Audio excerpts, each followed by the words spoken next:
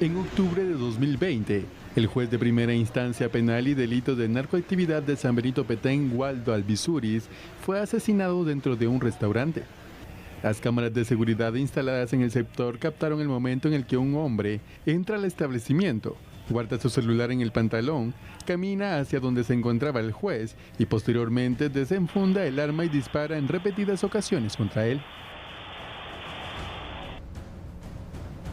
Este miércoles, agentes de la Policía Nacional Civil acudieron a un centro asistencial en San Benito Petén para notificar una orden de captura para Erika Anaité Ortiz Ramírez, de 40 años, esposa del fallecido juez, quien es indicada del delito de obstaculización a la acción penal y es solicitada por un juzgado de Guatemala. Público, a través de la Fiscalía de Asuntos Internos, ha realizado una diligencia de allanamiento, inspección, registro y secuestro de evidencia, esto en un inmueble ubicado en el municipio de Flores, departamento de Petén. Durante esta diligencia pues se hizo efectiva una orden de aprehensión, la cual se encontraba vigente en contra de Erika Anaité Ortiz Ramírez, quien tenía dicha orden de aprehensión por el delito de obstaculización a la acción penal. De conformidad con la investigación realizada por la Fiscalía el pasado 21 de octubre de 2020, la hoy aprendida, quien entonces se desempeñaba como fiscal de distrito adjunto en el municipio de La Libertad, Petén, se presentó al escenario criminal, justo al que me hacías mención, en donde se encontraba lamentablemente su esposo fallecido, quien fungía como juez de primera instancia penal, narcoactividad y delitos contra el ambiente de San Benito. Estando en la escena del crimen, pues de conformidad con la investigación efectuada, la hoy aprendida sustrajo un teléfono celular, el cual era propiedad de la víctima, y pues a través de estas acciones y se impidió la extracción de información de este dispositivo, el cual pues era de suma importancia dentro de la investigación para poder obtener información que nos permitiera pues esclarecer este hecho y obtener también evidencia que era de importancia, de suma importancia para la investigación en curso. El día del asesinato del juez Waldo Albizuris circuló un video en el que se observa el momento en el que Erika Ortiz, esposa del fallecido, acude a la escena del crimen, registra los bolsillos del juez y saca su celular, mientras atiende una llamada donde se le escucha lamentar lo ocurrido.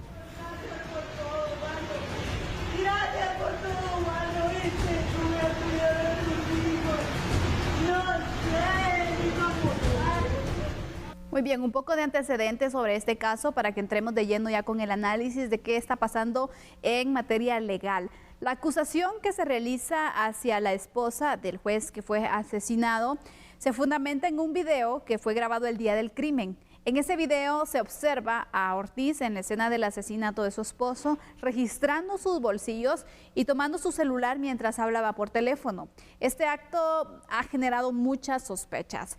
El asesinato del juez Waldo Albizuris y las nuevas acusaciones contra su esposa subrayan los riesgos y tensiones que persisten en el sistema judicial, así que vamos a iniciar entonces con este caso. En primer lugar, cualquiera puede decir, ¿no?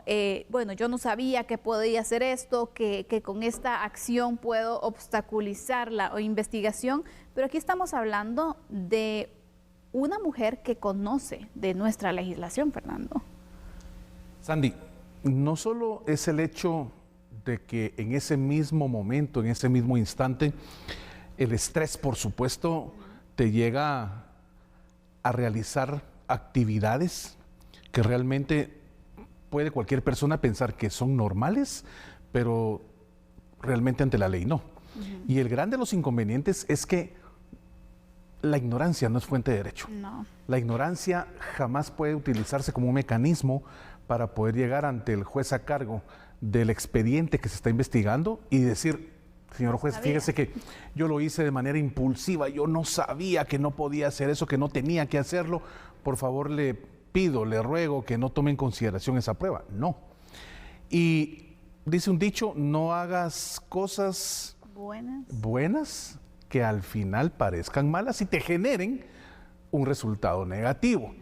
Y ¿qué se tiene que estar haciendo en el momento en que estás en una situación de alto estrés, de alto impacto a tu psicología, como ver a tu pareja que está ahí yaciendo sin vida o posiblemente en sus últimos momentos por ese ataque del cual has sido víctima, y que tú te pongas a sacar cosas, sobre todo cuando hablamos de estos aparatos que tienen tanta información que para una investigación penal es determinante poder extraer la información que se considere pertinente para determinar si hubo o no hubo algún tipo de amenaza, algún tipo de circunstancia que pueda ser parte de esa recabación de pruebas en materia penal. Entonces, lamentablemente, hoy se tiene esta noticia que la captura de la esposa es ya una realidad, porque definitivamente no solo para el Ministerio Público, que al final el trabajo del MP, el trabajo del fiscal, de la fiscal a cargo, debe ser muy metódico. Y cuando hablamos de esa manera metódica de trabajar, de analizar la escena del crimen, obviamente cualquier elemento puede llegar a ser lo que marca la diferencia en cómo se presentan ese esquema de pruebas madre ante el juez, para que obviamente puedan generarle ese convencimiento a ese juez o a la jueza para que tome una resolución en función del trabajo realizado por la institución a cargo de generar la investigación penal. Y hay que también ir aclarando, ¿no?, para que todos sepamos y estemos en la sintonía. Cualquier alteración que se pueda hacer de una escena del crimen ya se toma como una contaminación de la escena, y obviamente tiene repercusiones legales también, para que todos lo sepamos y no digamos, ay, es que yo no sabía y tomé algo de la escena. Cualquier persona que obviamente haga algún tipo de situaciones que sustraiga cosas, objetos o lo que sea de la escena del crimen también, pues bueno, también puede enfrentar un proceso penal. En este caso estamos viendo la situación, esta escena, la esposa, la actitud que toma.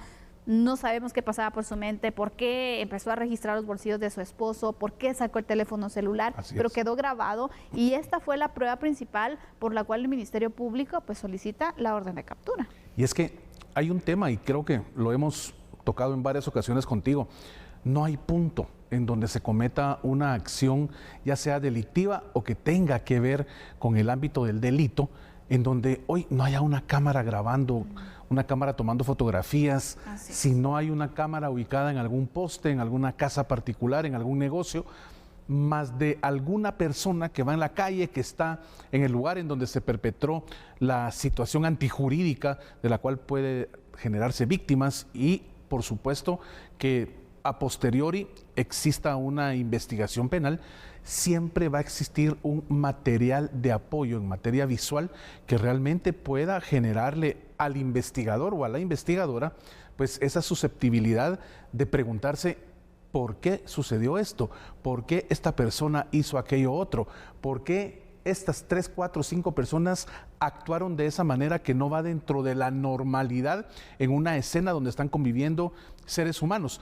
Todo eso es el trabajo que realiza en función del derecho penal quien investiga una escena de crimen. Y como tú bien indicas, no puede suscitarse por nadie un movimiento de nada en el área en donde sucedió el acto, y no digamos cuando ya está acordonado por las autoridades. Ahí no puede existir ningún tipo de contaminación, porque entonces la persona que afecta esa escena automáticamente va a ser traída a la investigación y puede ser sospechosa de haber participado de cualquier manera. Así que esto es muy complicado, Santi. Definitivamente, Fernando. ¿Cuál es, y ya para ir concluyendo este caso, cuál es el futuro legal que le espera entonces a la esposa del juez asesinado?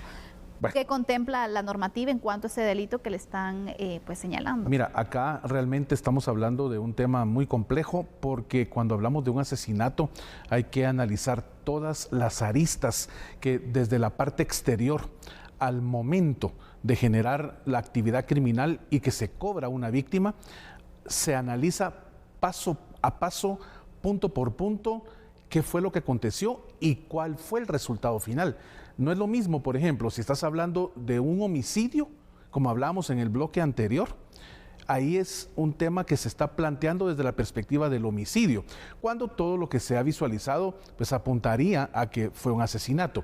En este caso del juez que perdió la vida, pues todo apuntaría a que es un asesinato. Sin embargo, puede haber elementos que puedan disminuir la intencionalidad del delito cometido y transformarlo en un homicidio, por ejemplo. Y entonces cuando hablas de un homicidio, automáticamente tienes que determinar, bueno, ¿es doloso o es culposo? Ver si hay atenuantes o ver si hay agravantes, ver realmente todo el esquema del momento de cómo se suscitó el evento.